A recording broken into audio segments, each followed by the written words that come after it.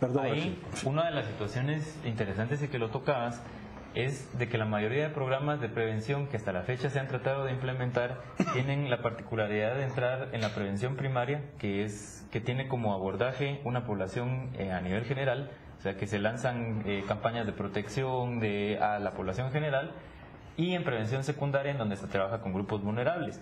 Pero no hemos entrado a trabajar fuerte en la prevención terciaria, que tiene que ver con el enfoque del victimario, pero tampoco en el enfoque de la víctima. Y hay muy poco, por ejemplo, hay muchas instituciones de sociedad civil que trabajan, por ejemplo, en redes de derivación, pero hay muy poca información de cómo acceder a estos procesos, porque el sistema punitivo se ha enfocado, y ahí sí disiento, el sistema punitivo se ha enfocado en el agresor. Pero en la víctima no tanto. Entonces, uno de los aprendizajes que no hemos tenido es ver cómo interinstitucionalmente logramos abordar una prevención terciaria que me permita la resocialización del agresor, pero también el resarcimiento a la víctima. No, punitivamente estamos de acuerdo, se ha enfocado en el agresor. Estábamos hablando desde la otra perspectiva, la atención. Pero no hay una atención real y verdadera a ese agresor. No. Lo único que hacemos es separamos al agresor de su víctima. Y de la sociedad. Y de la sociedad. Un momento. Es únicamente un mal elemento se separa y se oculta. Pero ¿qué sucede? Ese agresor es un animal de caza que está esperando a otra víctima, simple y sencillamente. No hay una continuidad de un proceso psicológico. Ahora, pero hablando de los temas, hablando del tipo de delitos, hablábamos también de... Hay algunos tipos de delitos que lamentablemente no son prevenibles.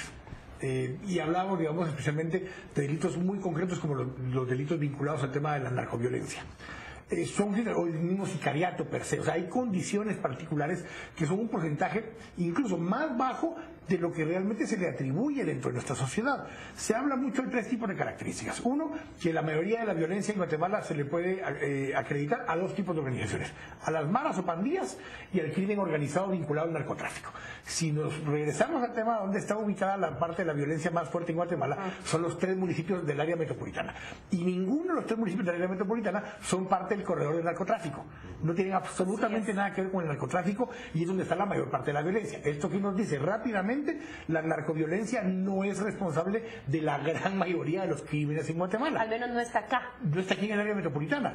Sí es responsable de muchos de los crímenes en el sector del eje de tráfico, que es desde la frontera Salvador-Honduras hasta la transmisión del norte, entrando a la frontera con México.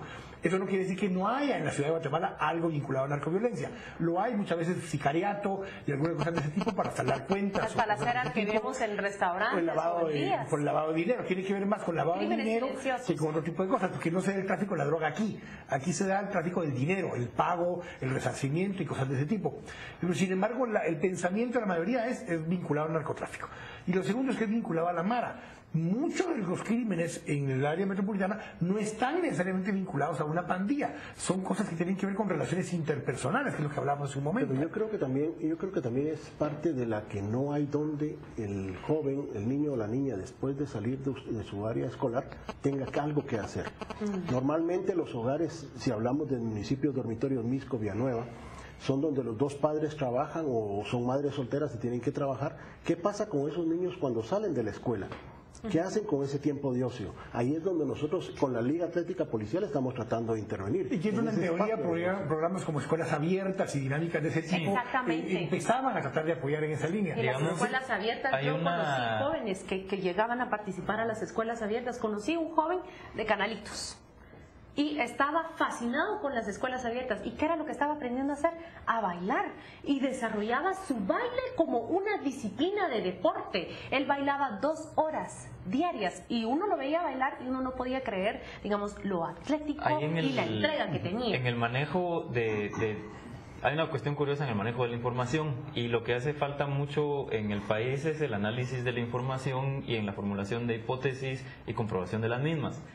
Si nada más, la hipótesis es de que las muertes están vinculadas al narcotráfico, y que la ciudad no está dentro del corredor del narcotráfico, habría que pensar entonces qué está pasando con el narcomenudeo, porque de repente las luchas entre pandillas o entre grupos criminales que hacen narcomenudeo, que no tienen nada que ver ni con el tráfico de drogas internacional, ¿qué está pasando ahí? Por una parte. Pero ahí te entra en una estructura donde sucedió cabalmente, tipo octubre, noviembre del año 2009, donde hubo un acuerdo, vino un palabrero desde Los Ángeles y le plantea a las dos pandillas locales, derivado de la ley antimala que se había implementado en El Salvador, dejemos de matarnos entre nosotros, y hicieron una especie de tregua en algunos territorios, especialmente en la área metropolitana, que es donde más operan estas pandillas, Axel. Pero sí, ¿crees tú que se vaya ¿crees tú que se vaya a sostener? Porque no, yo no te decía sostener, yo lo decía por el comentario que hacía. Pero es que esas son precisamente las cuestiones que no hemos entrado a estudiar. Correcto. Porque no se ha ampliado en materia de estudio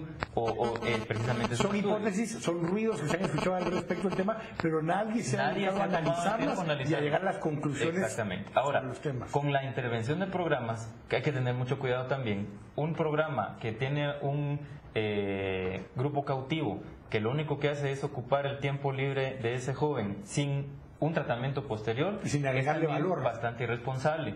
O sea, que alguien aprenda a bailar no quiere decir que sea menos delincuente, quiere decir de que dejó de delinquir las 2 horas que estaba bailando. Pero si yo tengo un grupo cautivo durante 4 horas a la semana y lo único que le enseño es a bailar o a montarse en una patineta, pero no hago ningún trabajo posterior con él. Bueno, ahí venía la frase que decía Miguel Ángel Ordóñez, decía, un deportista más, un delincuente menos. Pero otros la modificaron y decían, un deportista más, un delincuente mejor preparado. Vamos a ir al corte, estamos acá en Este Oeste, volvemos en un minuto.